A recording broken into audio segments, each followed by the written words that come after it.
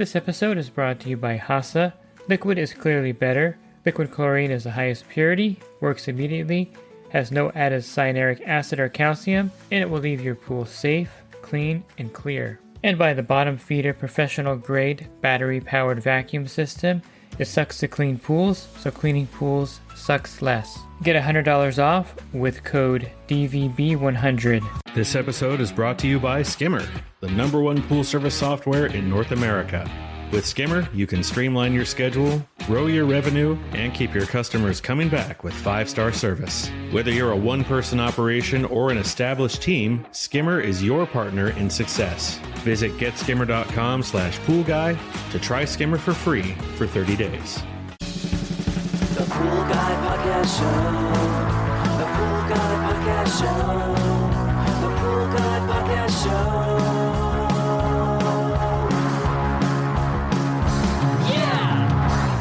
Hi, and welcome to the Pool Guy Podcast Show.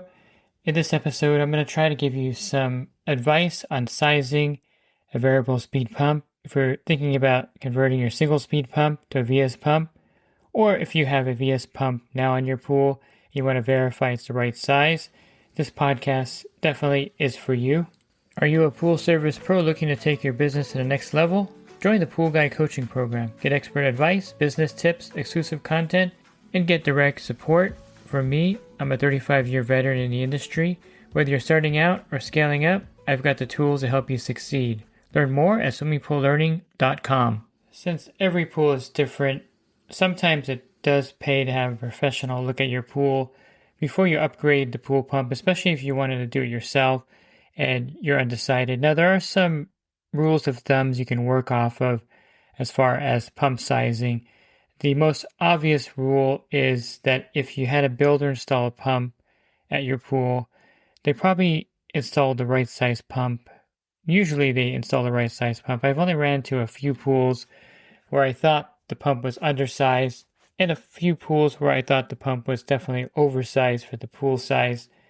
But generally speaking, the original builder, when they build the pool, will install a pump with the correct horsepower for your setup. For example, if you have a spa that's maybe 20 feet from the equipment area that's elevated, he may have put in a 1.5 or 2 horsepower pump to get the water to the spa flowing nicely versus a 1 horsepower pump. And conversely, if you have an older pool, most of the time the builder had put in a 1 horsepower pump because that's really all that your breaker could handle. Usually an older pool has the pump on a 120 volt breaker, and there's no way you can put anything with a higher horsepower because of the amperage. So technically that pump may be undersized because they were limited by the amount of voltage they could use for that pump, if that makes sense. They couldn't put in a 1.5 or 2 horsepower pump in that situation because of the voltage that was available at the time they were installing it. So that may be an exception to the rule that the builder put in the right size pump when he built the pool. Now, how would you size these pumps? Let me just start by saying that you can do a test for what's called total dynamic head. And this is basically the resistance or how much resistance your particular pool setup has in regards to the efficiency of the pump running. Now, is this really necessary in the real world, like a backyard pool? Well, I mean, you could have this done. You have to put, a pressure gauge in front and also on the return, and then you have to see the difference in that number, and you can calculate the total dynamic head. Most pool pros don't bother doing that because most residential pools don't really have a very complex system. Now, yes, granted, there may be some pools with a single pump running the waterfall feature, the solar on the roof, different things where there's lots of elbows and lots of different elevation differences. But the main resistance is going to be elbows in your equipment area. And also the main thing is your pipe diameter. So if you have 1.5 inch plumbing, going to 2 inch plumbing on certain aspects of your equipment area not necessarily digging up the pool and replacing all the plumbing, but certain parts of the pool with 2-inch plumbing can drastically reduce total dynamic head or the resistance of the water in your system. So that's something to consider, that your plumbing size is probably the biggest factor. And then the other factor would be how many elbows and fittings and, twists and turns you have before the water gets through the return. But it's really not a huge factor in backyard pools because typically the equipment is pretty close to the pool, maybe, 10 or 20 feet away. Now there are setups, I've also had these pools where the equipment is like 50 feet or 100 feet away. This becomes a little more challenging, but the builder usually puts in a pretty powerful pump in that case for that to kind of compensate for the resistance of the water or the total dynamic head resistance that you're going to face with different plumbing situations. So what I'm saying is that you can get a scientific analysis of your system done, and you can do it yourself in some cases. If you go online and look at the forums, they'll teach you how to get your total dynamic head, and then you can use that to go on the manufacturer's site and kind of chart the pump. Again, really not necessary because you can kind of just use some standard rules of thumbs for residential pools. Commercial pools, yes. Big projects where they have infinity spillways and water features and things like that, or solar on the roof, you may need to have this done to make sure you have the right amount of flow or a powerful enough pump and the plumbing is installed correctly. But again, usually at the build, the builder will account for all these factors from their experience of installing at other build projects.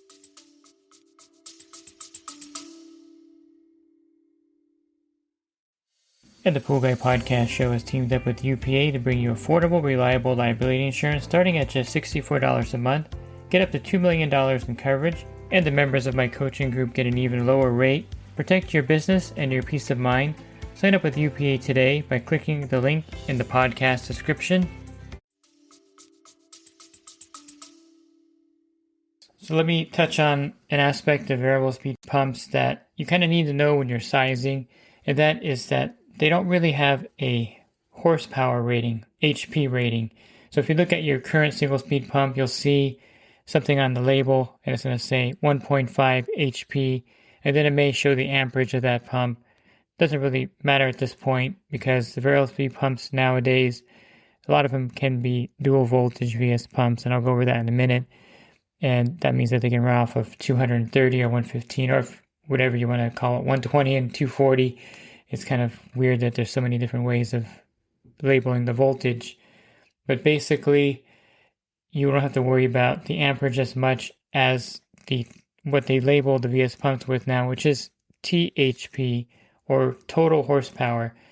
So let me just explain that. I'll use Pentair as an example, since they're pretty popular and it's pretty easy to kind of correlate each one of these Pentair VS pumps with the total horsepower. So let's just say you get a Superflow VS, and let's say you have an older one that's going to be 1.5 total horsepower. But the newer ones, if you had one within the last couple years, the total horsepower is actually 2.2 now. So the Superflow VS has a 2.2 total horsepower. And if you have a 1.5 horsepower single speed pump at your property, then this pump would be perfect for you because you could modulate it to be 1.5 horsepower because the total horsepower is 2.2. So you could set the speed down to where you would get the same kind of power out of it as a 1.5 horsepower pump running at the full 3450 RPM, if that makes sense. So let me back up for a minute. A single speed pump runs off of 3450 RPMs, and a variable speed pump, of course, you can change that speed. You can put it at 2100 RPMs or 2800 RPMs. So you can actually match that 1.5 horsepower gallons per minute flow rate with a 2.2 horsepower VS pump. So that's actually a perfect size pump for you. You can even get away with a straight 1.5 total horsepower pump. So if you do need to run the full speed, let's say for a spa, so you can get the jets going, you can easily do that with a 1.5 total horsepower VS pump as well. Now if you had a 2 horsepower pump, you're still within range with the 2.2 horsepower pump, but you may want to go to a 3 total horsepower pump, which would be the IntelliFlow 3 By the way, they also make a 1.5 IntelliFlow 3 pump. Or you can just get the Whisper FlowVis, which is 2.6 horsepower, which is plenty of total horsepower, I should say, which is plenty when you're replacing a 2 horsepower pump. So basically, you want to try to match the current horsepower you have now, either the 1.5 or 2 horsepower to a VS pump that's within the total horsepower range. Now, I was speaking earlier about the older pools. Typically, they have 1.5 inch plumbing and they have a 1 horsepower pump. Which VS pump should you get? Well, I wouldn't recommend getting a 3 horsepower pump because if the voltage is 120 volts, it's going to modulate that down anyway, and it's going to run maybe off of 1.5 or 1.6 total horsepower, and you're not going to get the full 3 total horsepower because that requires more voltage. The dual voltage pumps, as you get to the higher horsepower, will just modulate the total horsepower down, and so you're not going to get the 3 total horsepower from maybe an IntelliFlow 3 pump, and you might as well not even get that in that case. But if you have a 1 horsepower single speed pump now at your pool, you can easily install a 1.65 or 1.5 total horsepower pump, and you'll have no problem with that at all. One thing you should also note is that a lot of pumps are going to say VS for variable speed or VSF, variable speed and flow pumps. Basically, a VSF pump automatically adjusts their speed to maintain flow for optimal pool performance. So they're a little bit smarter than just your straight VS variable speed pump. And a VS pump just sets the run at different speeds based on how demanding the pool task is. Basically, a spa, or if you want to have a cleaner running at a different speed. So that's the only difference. There's really not much difference between a VS or a VSF pump. It's just that the VSS pump automatically does some adjustments for you, which again goes back to the, not needing to really know your resistance too much because the pump will compensate for that. And that goes into just about any setup in the backyard. Most of the time, the builder will put in a separate pump for a waterfall feature, or the builder will install a booster pump for a spa if the equipment is pretty far away and he really wants to get that power of the jets going and doesn't want to rely on the main pump for that. So I think sizing is basically just finding out what your current pump is and then finding a VS pump with the total horsepower that matches that as close as possible. Again, 1 horsepower, a 1.5 horsepower pump, a 1.65 is perfect. 1.5 horsepower, you can get away with a 1.5 horsepower. I'd rather you get a 1.65 or a 1.85 or a 2 total horsepower pump if you have a 1.5 right now. And if you have a 2 horsepower pump, a 2.6 or 2.4 or a 3 total horsepower pump, VS pump is perfectly fine in your setup. And you shouldn't have any problems if you kind of stay within those parameters. You don't want to go down in the total horsepower because there's a reason why you have a 1.5 horsepower pump at your property. For example, my backyard pool had a 1.5, and so I went with a 3.0 horsepower pump. I could have went with a 2.0 or 2.5, whatever, but I just went straight to a 3 because I can run my pump actually to match the 1.5 horsepower if I wanted to. And of course, I have 2-inch plumbing. And the reason why I had a 1.5 in was because I have a spa that's fairly far from the equipment and there's no booster pump. And so for that, to kind of get the power, the 1.5 horsepower pump was installed originally on my pool. And then when I switched to VS, I just went straight to a 3, which you can do. I mean, I could have went with a 1.85 or a 2.2, but I went straight to a 3 because it was just easier at that time. They didn't have a lot of different choices when I was upgrading. They had a 1.85, 1.5, or 1.65. Then they had a 2.7 or a 3. And again, you can go bigger. You're not going to have much of a problem because you can change the speed of these pumps to mimic the speed of your old 1.5 horsepower or 1 horsepower pump. Let me talk just a little bit about the WEF efficiency number here. You're going to see this a lot because the Department of Energy kind of put this number on all the pumps out there. And some people push a VS pump based on the WEF number. And I would just ignore anyone who's telling you that you should get this pump because it has a higher WEF number. The higher the number, the more energy efficient that pump is, and it's going to save you some energy. The way they kind of get the numbers is that it's gallons per watt hour. So if the pump moves 7 gallons per watt hour, it's going to have a 7 WEF number. If the pump moves 8.5 gallons per watt hour, whatever that is, I have no idea what that is, you're going to have a 8.5 rating. In a nutshell, these ratings don't make a huge difference. For example, the FlowVis is rated with a WEF of 9. The WhisperFlow is a WEF of 8.4. And the IntelliFlow 3, depending on if you get the 1.5 horsepower, it's a 7.1, or the 3 horsepower, it's a 9.4. The amount of money you're saving over the course of the year is pretty nominal. I would say if you're going from a 9.4 down to a 8.4, you're probably going to save maybe $20 or $30 more a year on a little bit of an efficient pump, because there's not a huge difference between 7 gallons per watt hour and 8.5 per watt hour, and the savings is pretty minimal. It shouldn't be a deciding factor. In other words, what the WEF number is. The best way to save energy is to run your pump at a lower speed. And yes, a higher horsepower pump, like a 3 horsepower, total horsepower VS pump, will move more water at a lower speed than a 1.5 horsepower VS pump. But it's really nominal, and you don't really notice the difference. And it's not going to be something to be really concerned about. If you're going from a single speed pump to a VS pump, no matter which one you choose, you're going to save money by running that one at a lower speed or lower percentage of output, and it's going to save you money by doing that versus the actual WEF number of the pump that you purchase.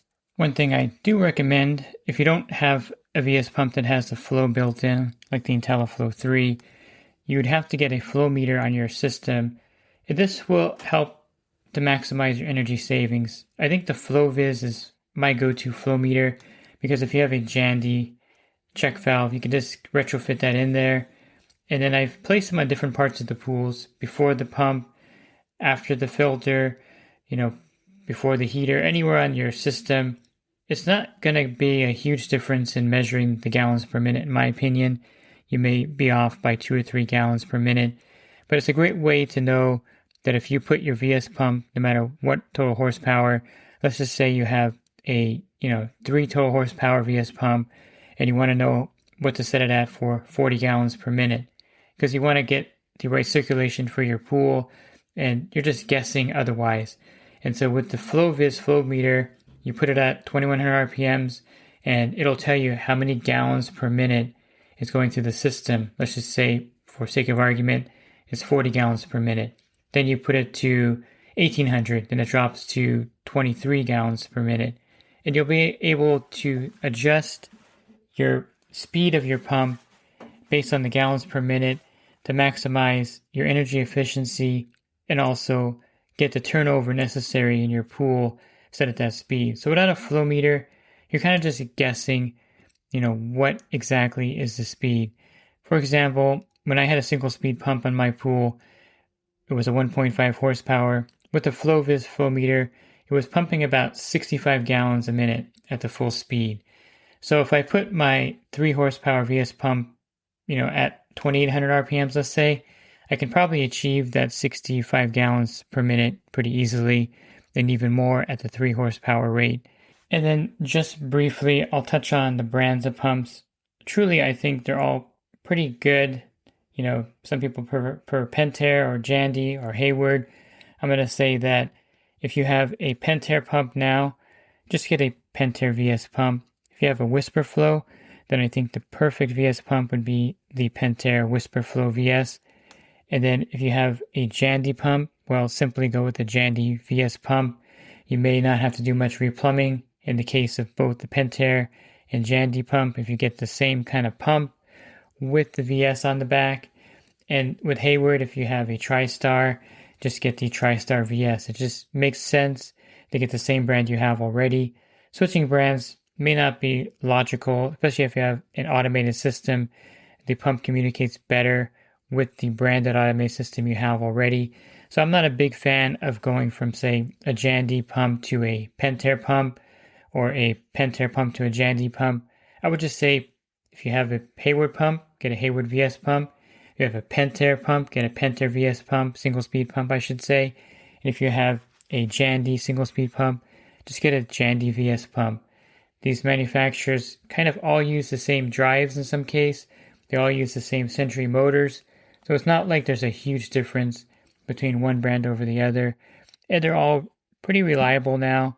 And I would say you may have some preferences with the controllers and things like that.